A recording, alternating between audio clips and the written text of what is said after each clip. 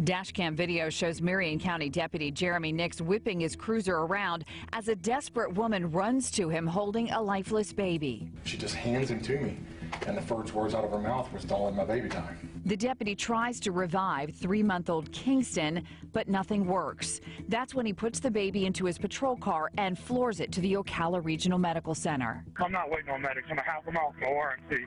I'm headed to their emergency room with the baby. You can almost feel his heart pounding as he rushes to the hospital. My 17 years of doing this job, that was the most scary, emotional, and rewarding day ever. Baby Kingston is doing well today, and doctors say he will make a full recovery. And then a hero comes. It is time now to meet the hero who doesn't wear a cape but should. Please welcome Marion County Deputy Jeremy Nix to the Caribou Couch. Deputy, it's an honor. Have a seat. We also have baby Kingston and his mother, Nicole Cromwell. Good morning to you. Take your time. Have a seat. Oh, my Lord. Oh, I'm Look in at love. those eyes. I am in love with this baby. And I have to tell you guys, when I was in makeup getting ready to come out for the 9, he was holding that baby. He was loving on the baby. He took the baby and left. I don't know where he went. Well, you have 4 kids yourself. You've done this before. Yes, sir. Yeah. So there's a connection, obviously, with babies. But with this particular situation, you seemed so calm. To walk us through what happened here. Well, I was on my way home from basically the end of my shift. I had about 20 minutes left, and I was just driving towards the house. Pulled up at an intersection, was talking to my wife on the phone, and I had my windows up, you know, my police radio's on, I can hear different things, and I hear this horn, beep, beep, beep, you know. Thinking, people are impatient, like it's a red light. Like, right. This isn't Orlando. And so about that time, I realized out my left door, my driver's door, which is an opposing lane of traffic, there was a car stationary, and I rolled the window down, and that's when I see Nicole yelling out, "My baby's not breathing." Oh my gosh. So I just told her to pull over, did a quick U-turn, and pulled out, and that's where the video picks up.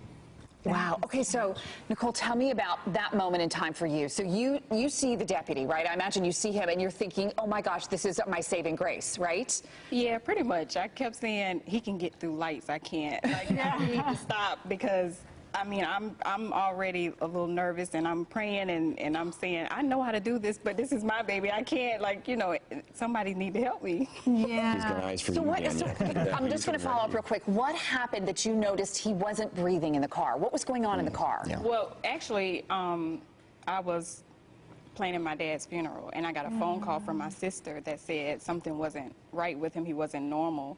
And she's in nursing school. She knows all this stuff, and she's like, he's not right. So she FaceTimed me, and I looked at him, and I said, no, get him to the hospital, like, now.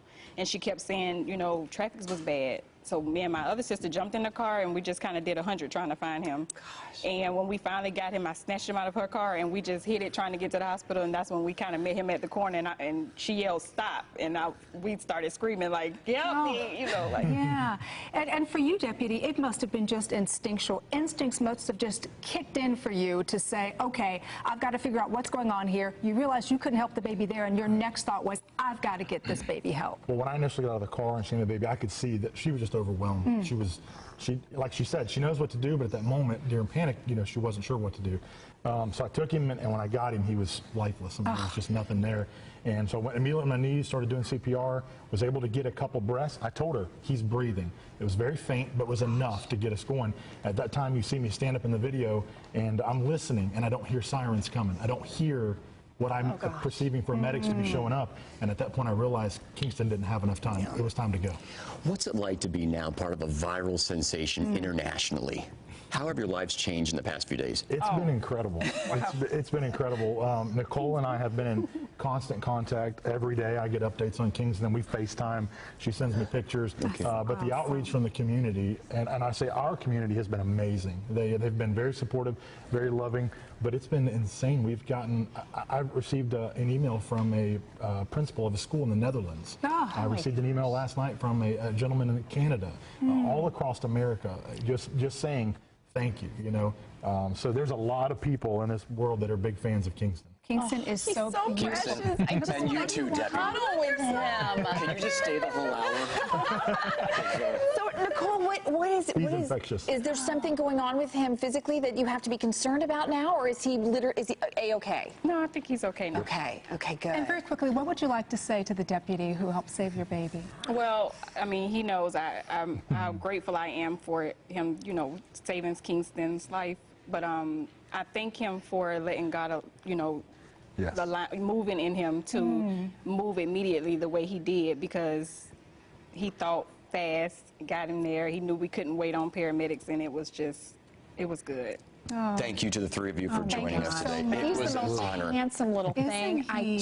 I hate to say I don't know goodbye. how you can look at him and not be in love with him. Sorry. Now he's sleeping. Wearing me out. Put him to sleep. Oh, thank you guys for being here. Absolutely. Thanks for having us. Congratulations. Thanks.